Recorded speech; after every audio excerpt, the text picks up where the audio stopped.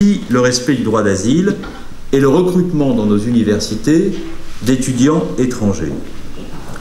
Ces étudiants étrangers sont aujourd'hui, en raison de la qualité des universités françaises que vous incarnez et d'une politique d'attractivité active, plus de 270 000 dans nos universités et nos grandes écoles. Ils sont des ambassadeurs, ils sont des étudiants brillants. J'étais à l'université de Beida à Pékin il y a de cela quelques jours, devant près de 400 étudiants chinois, et parmi eux, beaucoup étaient passés par les universités françaises et m'interrogeaient dans un français absolument impeccable sur des sujets qui témoignaient, dans la manière dont ils les exprimaient et en raison des sujets qu'ils convoquaient, d'une grande intelligence du monde et des défis qui se présentent à lui. Et j'éprouvais quelque fierté à les voir m'interroger dans notre langue si magnifiquement parlée, avec une intelligence et une élévation d'esprit que j'aimerais voir de temps en temps rencontrer le débat public au moment où celui-ci doit nous aider à procéder à des choix essentiels. Et moi, je ne veux pas que l'on fasse partir ces étudiants. Je ne veux pas que l'on renonce à attirer en France, parce que la France est la France, des cerveaux étrangers dans nos laboratoires. Je ne veux pas à ce que l'on se résigne à voir ces cerveaux alimenter la recherche en Europe, au Royaume-Uni, en Allemagne ou ailleurs dans le monde, en nous privant de ces concours. Bref, je ne veux pas que la convocation des peurs et des instincts par le truchement du mensonge organise le déclin scientifique de la France.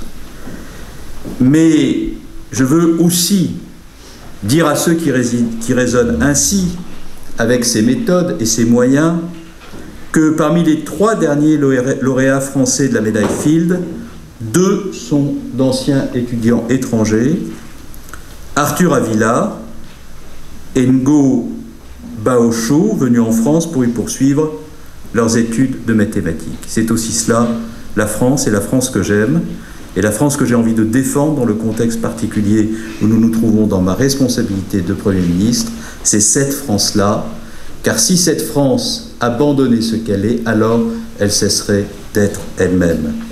Accueillir des étudiants et des chercheurs étrangers constitue, et je le dis solennellement et avec sincérité en ces lieux, une nécessité pour accroître le rayonnement scientifique, économique, technologique de notre pays. Mais c'est aussi une obligation juridique, et c'est surtout un élément constitutif du patrimoine non seulement politique, mais aussi moral de la nation française. Depuis que les hommes de la Révolution ont proclamé que la République donne asile aux étrangers persécutés pour la cause de la liberté, la France a incarné quelque chose de spécial, de singulier aux yeux du monde.